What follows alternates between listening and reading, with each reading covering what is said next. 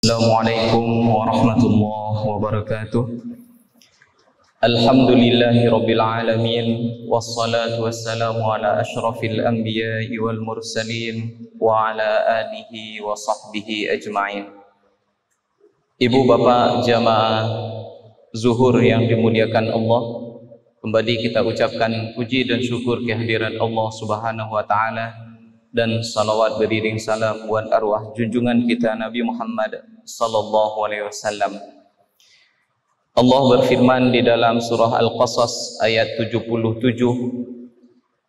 A'udzu billahi minasyaitonir rajim, wabtaghi fima ataakallahu ad-daral akhirah wa la tansa nasibaka minad dunya wa ahsin kama ahsanallahu ilaika wa la tabghil fasada fil ard innallaha la yuhibbul mufsidin.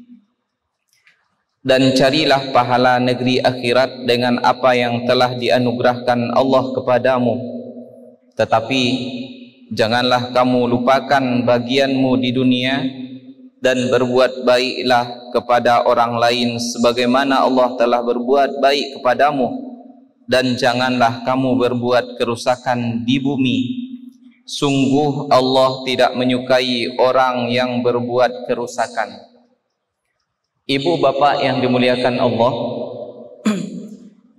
ada orang mengatakan bahwasanya umat Islam ini mundur gara-gara terlalu banyak memikirkan akhirat, lupa untuk memikirkan dunia.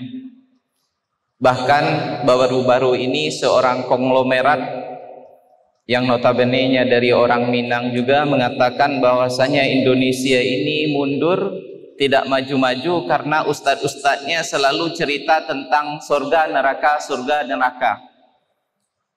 menceritakan tentang akhirat saja sementara dunia dilupakan. Apakah memang seperti itu?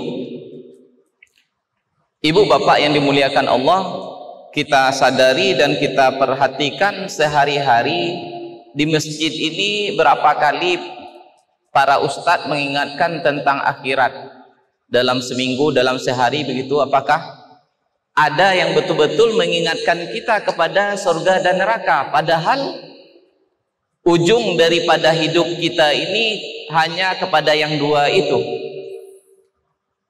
Justru kalau kita perhatikan, yang sebenarnya adalah karena kita tidak ingat kepada akhirat, makanya kehidupan kita seperti sekarang ini. Jarang kita membicarakan surga dan neraka itu, dan kalaupun kita mengingat tentang akhirat, cara kita mengingat akhirat itu tidak benar. Kenapa? Karena orang yang ingat kepada akhirat justru hidupnya semakin bersemangat, dan cara dia memakmurkan bumi ini semakin benar. Kita kasih contoh, dulu Rasulullah SAW diutus oleh Allah kepada orang yang jahiliyah, tidak tahu apa-apa terhadap kehidupan dunia ini, terbelakang sekali. Kemudian datang Rasulullah membawa Al-Quran, dirubah dari zaman kejahiliahan dengan penuh ilmu pengetahuan. Cuma beberapa tahun saja kaum muslimin bisa menaklukkan Persia dan Romawi yang merupakan negara paling besar berkuasa penuh di dunia pada waktu itu. Dimerdekakan atau dibebaskan oleh kaum muslimin yang waktu itu masih segelintir dan kekuatannya belum ada apa-apanya. Kemudian kita lihat Umar bin Abdul Aziz, orangnya kalau membaca Al-Quran di malam hari satu ayat saja, dari semenjak selesai sholat isya sampai subuh satu rakaat cuma dia sholat dengan membaca satu ayat. Bisa dibayangkan berapa kali dia ulang-ulang. Apa ayat yang dibaca? Waqifuhum innahum mas'ulun. Stop mereka, hentikan mereka, karena mereka mesti mempertanggungjawabkan apa yang sudah mereka perbuat waktu hidup di dunia. Ini cerita tentang di akhirat, di padang mahsyar nanti, di sidang di hadapan Allah Subhanahu wa taala. Umar bin Abdul Aziz setelah membaca Al-Fatihah, membaca ayat itu, Mulai dari semenjak habis sholat isya sampai ketemu dengan subuh, satu itu saja. Waqifuhum innahum mas'ulun. Ini kan tentang akhirat, dia ingat akhirat. Orang yang seperti itu sifatnya, tetapi dia mampu membangun dunia sehingga tidak ada orang miskin di zamannya, makmur seluruh rakyatnya, dan tegak keadilan. Kenapa? Dia ingat akhirat, tapi cara ingatnya itu benar. Bukan dia justru lupa kepada akhirat. Dia ingat kepada akhirat, justru dunia dia bangun sangat megah sampai orang menjadi sejahtera. Kemudian kita lihat sebelumnya kakeknya Umar bin Khattab juga seperti itu. Orang yang begitu soleh dan bertakwa kepada Allah Subhanahu wa taala, kalau dia teringat kehidupan akhirat sampai sakit, menangis-nangis karena ketakutan. Apa kata Umar? Ya laitani kuntu ba'rah. Aduh, kiranya dulu aku diciptakan oleh Allah menjadi, maaf, tahi onta atau tahi keledai saja. Kenapa? Karena kotoran keledai tidak akan mempertanggungjawabkan apa-apa nanti di akhirat. Sementara kalau dia atau kita ini semuanya akan mempertanggungjawabkan perbuatan kita di hadapan Allah Subhanahu wa taala. Namun sungguh pun demikian, dia sangat takut terhadap kehidupan akhirat. Padahal dia sudah dijamin oleh Rasulullah masuk surga. Apa yang dia perbuat?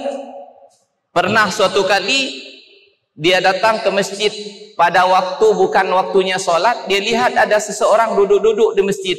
Dia tanyakan, siapa yang mencarikan nafkah untukmu, atau siapa yang membiayai hidupmu? Kenapa kamu duduk di masjid padahal ini bukan waktu sholat? Kemudian dijawab oleh orang itu, ada sepupuku yang membiayai hidupku. Apa katanya? Sepupumu itu lebih bertakwa kepada Allah daripada kamu.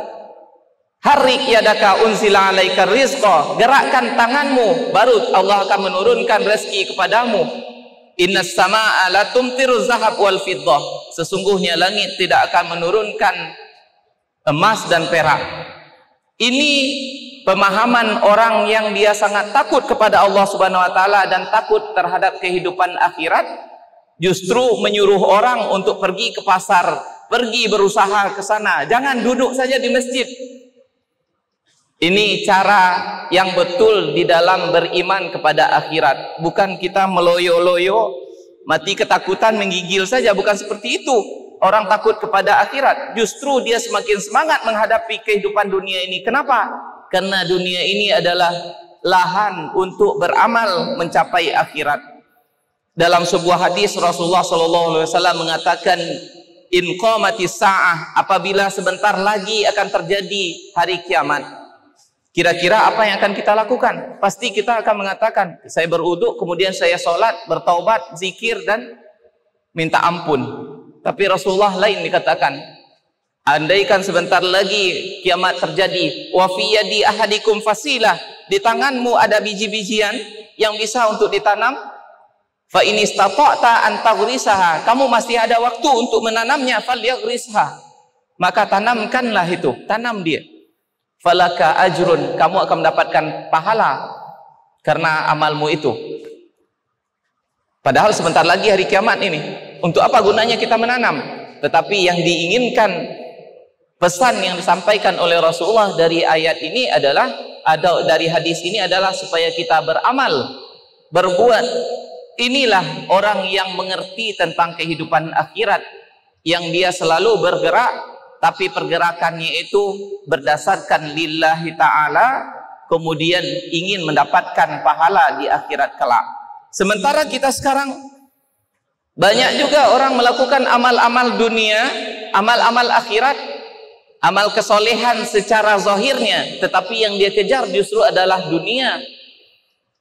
Dia melakukan sholat, dia berpuasa, dia bersedekah, bukan untuk mendapatkan kehidupan akhirat, namun yang dituju adalah agar kehidupan dunianya makmur, agar dia menjadi senang, dilimpahi oleh Allah rezeki ketika hidup di dunia ini. Allah Subhanahu wa taala menyindir orang-orang seperti ini, ya'lamuna zahiran minal hayatid dunya wa hum 'anil akhirati hum ghafilun. Mereka mengetahui yang lahir atau tampak dari kehidupan dunia ini, sedangkan terhadap kehidupan akhirat mereka lalai. Ini yang banyak justru kita pada hari ini, lalai terhadap kehidupan akhirat, makanya kita menjadi umat yang mundur. Andaikan kita paham betul apa yang dikatakan oleh Allah Subhanahu wa taala dalam ayat ini, pasti kita akan mendapatkan kehidupan dunia yang jaya dan kehidupan akhirat yang baik. Dalam penjelasan ayat tersebut, Hasan Al-Basri mengatakan, ada di antara mereka saking tahunya terhadap kehidupan dunia ini, kalau dia pegang emas dengan ujung jarinya, dia langsung tahu berapa beratnya ini. Sementara untuk masalah solatnya, masalah wuduknya, dan masalah ibadahnya, dia tidak mau tahu atau tidak tahu sedikit pun. Aqulu qawli hadza wa astaghfirullah li wa lakum. Mohon maaf atas segala kekurangan. Assalamualaikum warahmatullahi wabarakatuh.